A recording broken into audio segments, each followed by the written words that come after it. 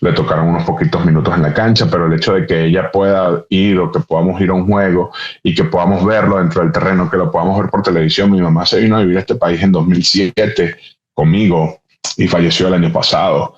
Lo lamento. Y mi mamá siempre decía que uno de sus grandes sueños era verlo jugar en televisión. No le tocó verlo jugar en televisión.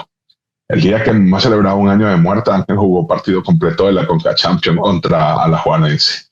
Fue una cosa que se me parte el alma cuando lo recuerdo, porque pues era uno de los sueños de su abuela verlo jugar en televisión y hoy lo podemos ver. Eso es magnífico. Llegamos en 2004, Ángel nace en Monterrey y bueno, en los meses nos tenemos que ir a Venezuela.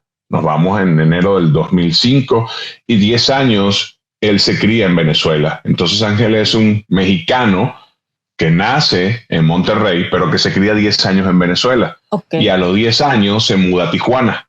Cuando tenía 10 años, estaba en quinto grado, en marzo del 2015, había venido un año antes y yo había empezado a trabajar con los Toros de Tijuana en el 2014.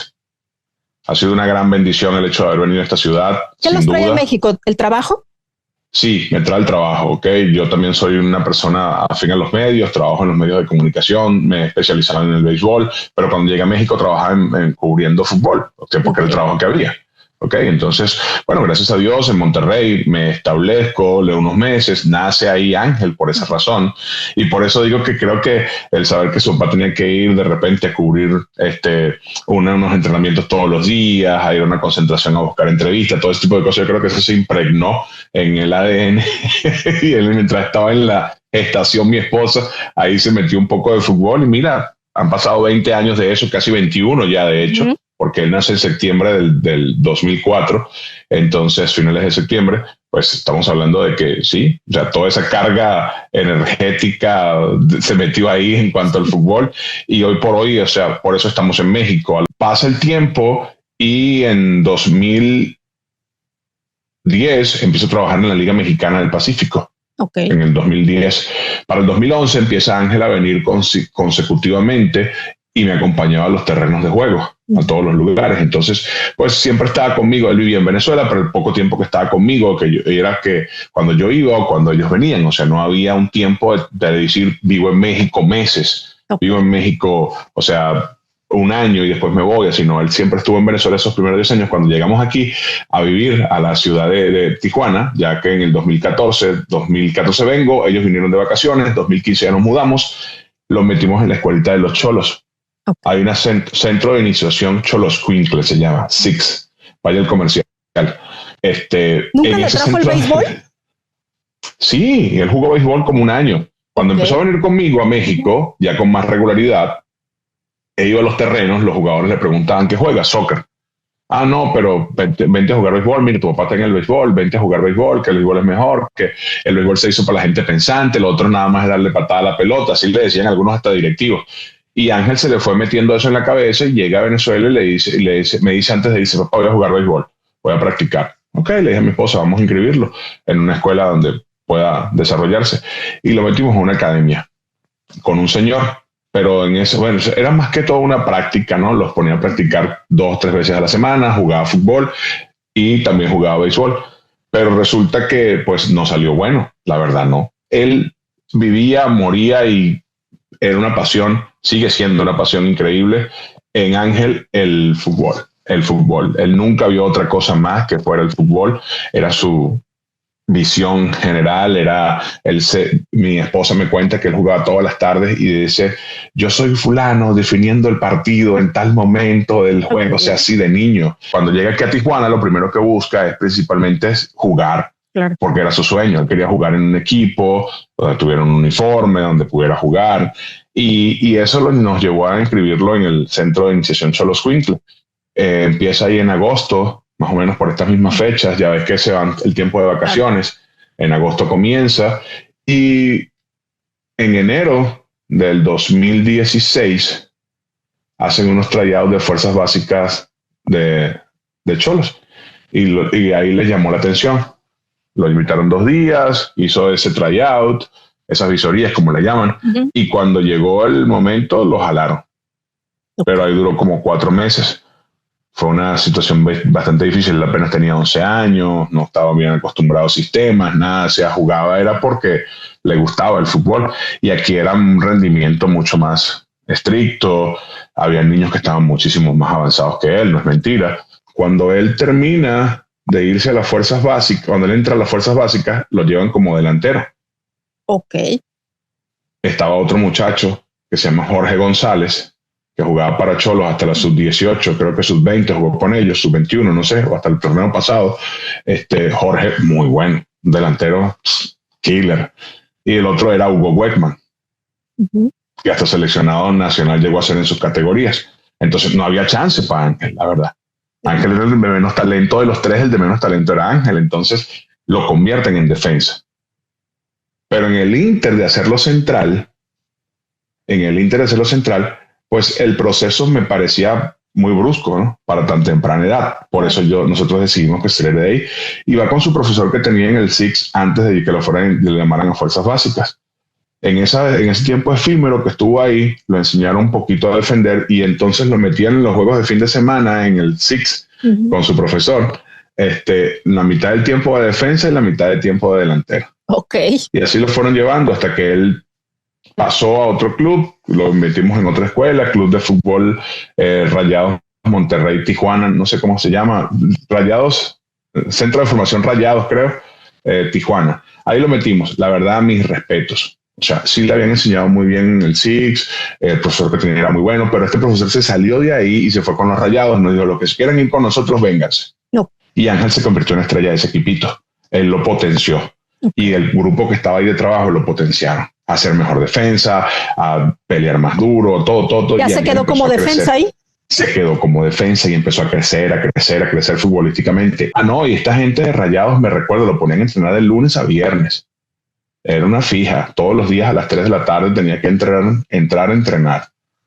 Entonces era complicado porque él tenía que salir de su escuela e irse a entrenar. Y eso fue un trabajo donde ellos lo enseñaron a entrenar. Ahí empezó él a agarrar un poquito más de disciplina. Amaba lo que hacía, porque pues la escuela nunca le gustó. Está como el corrido. Entonces... Lo hacía porque había que cumplir con la escuela. No había más. La realidad fue una presión increíble. Cuando él se va a la Ciudad de México, yo le dije, bueno, hijo, usted tiene que armarla, porque aquí hay dos cosas nada más. O eres futbolista o vienes a trabajar en el Oxxo de cajero. No, pero ¿qué? Si lo que tienes es la prepa terminada nada más, ¿qué crees tú que vas a conseguir con eso? Hubieron roces con algunos profesores de mi parte por la forma como ellos trabajaban, creyendo yo que estaba haciendo las cosas de la manera correcta. Equivocado estoy porque en el fútbol tienes que ser muy cuidadoso, la línea es muy delgada, es milimétrica. Entonces, por eso te tratas de mantenerte al margen, pero habían cosas que a mí me parecían que no estaban correctas en su momento. Y quizás Ángel no era del agrado del trabajo de los profesores, quizás su comportamiento dentro de la cancha no era el mejor, quizás su forma de comportarse en las prácticas yo no la veía, quién sabe cómo era de altivo, quién sabe cómo era de flojo, no sé. Yo estoy sacando muchas cosas en mi cabeza por lo que escuchaba a veces de ellos. Y quizás su espíritu de ser un muchacho que quería jugar y que no veía las oportunidades de jugar, en vez de impulsarlo a trabajar más, lo hacían trabajar menos, y eso a ellos no les gustaba. Y estoy consciente de que todo eso podía pasar, pero nunca fueron capaces de hablar con él y decirle, mira, tenemos este problema contigo por esto, si no te vas a ir nunca. Entonces, pues yo veía que él competía y no tenía oportunidades, y competía y no tenía oportunidades, y cuando van a cambiar al técnico, iba a ser de sub-20, ya no iba a ser sub-20, sino sub-23, recuerdas que hubo ese cambio de sub-18, a él le pasó todo, le tocó la pandemia, le tocó posibles llamados con la selección de Venezuela que no se dieron por lo de la pandemia, le tocó la oportunidad de cambiar en la sub-15 a sub-16 y después de la sub-17, entonces cuando iba a la sub-15, ahí la cambiaron a sub-17, creo que fue la cosa, y entonces ya él no podía jugar sino como era de los menores, y siempre estaba gente por delante de él, Tenía que estar batallando con la categoría. Todo el tiempo ha sido eso para Ángel. O sea, el hecho de que Ángel tenga un minuto en primera división es gracias a Dios y al trabajo que él hizo. Y llega a la Ciudad de México, o sea, porque fue yo batallar con Cholos, se portaron muy bien, sin duda, se portaron muy bien. Cuando le dije que nos íbamos, o sea, lo tomaron de buena forma, nos hicieron dar largas por la carta, pues como la burocracia normal, claro. Ya sabemos cómo funciona, pero nos dieron la carta de liberación y pues en ese momento Pumas nos dio la oportunidad y se fue. El primer torneo no jugó como 200 minutos. Fue llegar con otro profesor, otra filosofía, otra estructura, fue ganarse las oportunidades, porque bueno, ahí estaba Freifeld delante de Ángel, ahí estaba Mateo Cáceres delante de Ángel, ahí estaban todos esos chamos, eran chamos que tenían tiempos consolidados y además que estaban en selección, o sea, no estamos hablando de cualquier cosa tampoco. ¿Han hablado en algún momento de si Venezuela o México cuando llegue un momento de alguna selección? Yo soy el que le he dicho a Ángel todo el tiempo, a mí me gustaría que juegue con México. Esto es business, vamos a hablar claro, ¿ok? Lo mercadológico de México es muchísimo más alto, superior, o sea, tiene un crecimiento exponencial, o sea, mejor dicho, la exposición es muchísimo mayor si juegas para la selección de México. Pero si tú le preguntas a Ángel, él quiere jugar para la selección de Venezuela, porque Ángel soñó, creció en Venezuela, viendo los pasos de todas esas leyendas que son para nosotros, Juan Arango, Salomón Rondón, Giancarlo Maldonado. Giancarlo Maldonado, quizás Giancarlo Maldonado no tanto, porque Giancarlo Maldonado sí estuvo una época pequeña, pero lo que hicieron Rondón, Rincón, Arango, toda esta gente, ¿ok? Entonces Ángel se crió viendo eso y el furor que a él le tocó la Copa América cuando fue en Venezuela fue ¿2007? en el 2007. Sí. Ajá. 2006 o 2007, no me acuerdo. 2007, pues fue la gran Venezuela de César Farías, ¿no? Exactamente. Entonces, mira lo que son las cosas y el fútbol. Cuando nosotros llegamos a Tijuana, en el 2014, el técnico aquí era César Farías y Juan Arango jugaba aquí. Sí. Por las relaciones del deporte, conozco en ese momento, llegando yo a la ciudad, conocí al que era el gerente del estadio, de los Cholos. Y le pedí que si nos podía permitir llegar a Arango para que se tomara una foto con Ángel, porque Ángel lo quería conocer, y que si podía conocer a César Farías.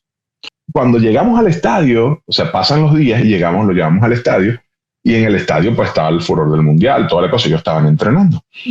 Y me recuerdo perfectamente que cuando estaban entrenando ahí, el Ángel le cae un balón cerca y Ángel lo patea. Y Farías, que está hablando con nosotros, dice, pero es zurdo. Le digo, sí, ¿qué juega? Le digo, no, sí, juega fútbol, pero también juega béisbol. Sácalo del béisbol, sácalo. Quítalo del béisbol. Y lo llamó y le dijo, bueno, acá yo también jugaba béisbol como tú, pero dejé el béisbol porque no tenía tantas habilidades, me dediqué al fútbol. Eres zurdo, le dijo. Zurdos no hay.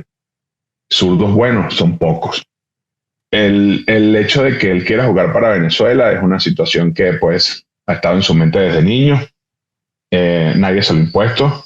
Él dice que le gustaría ser de la primera generación de Venezuela que va a un mundial.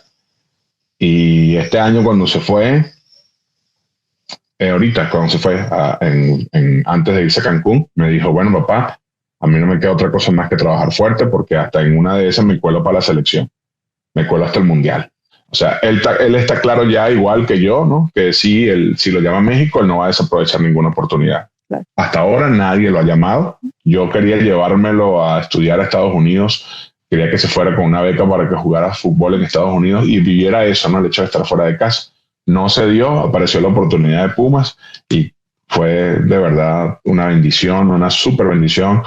Y en Pumas también, pues mis respetos. O sea, ahí está. Lo debutaron, le han dado continuidad, quizás menos de la que yo quisiera. Yo como papá quisiera jugar a todos los juegos de titular, ¿no? Pero, o sea, sé también que es un proceso. Sé que hay gente muy talentosa también delante de él y que pues ha tenido que esperar todo el tiempo. Pero siempre ha utilizado eso como combustible y eso sé que lo va a seguir haciendo.